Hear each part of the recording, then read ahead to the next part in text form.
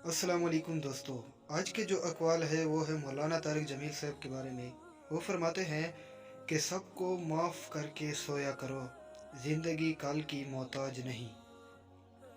सब्र करना सीखो, माफ़ करना सीखो, फिर देखो ज़िंदगी कैसे हसीन होती है।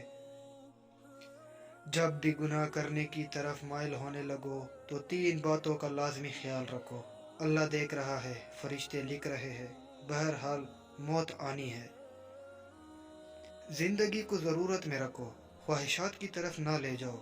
ज़रूरत फ़कीरों की भी पूरी होती है और ख्वाहिशात बादशाहों की भी बाकी रह जाती है। अगर तुम चाहते हो कि तुम्हारा नाम बाकी रहे तो औलाद को अच्छे इखलाक सिखाओ।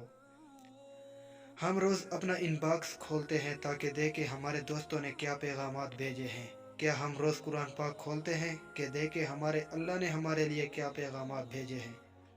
दुनिया और आखिरत की कामयाबी के लिए रोज़ कुरान पाक की तिलावत कीजिए। अल्लाह के पैगामात कुरान पाक में हमारे मुंतज़िर है। जब तुम्हें खुशियाँ मिलने लगे तो 3 चीज़ों को कभी ना भूलना: अल्लाह ताला को, उसकी मखलूक को, अपनी औकात को। ये जन्नत नहीं दुनिया है, यहाँ मनफी रवैये आएंगे, मनफी बोल आएंगे, सुनकर सह जाओ, मुस्कुरा दो। रोज़ महशर आमाल में से जो अमल सबसे पहले तोला जाएगा वो बीवी का शोहर से हुस्न सलूक और शोहर का बीवी बच्चों से हुस्न सलूक होगा। वो किताबें ना पढ़ो जो तुम्हें फ़िरक़ों में बांट दे।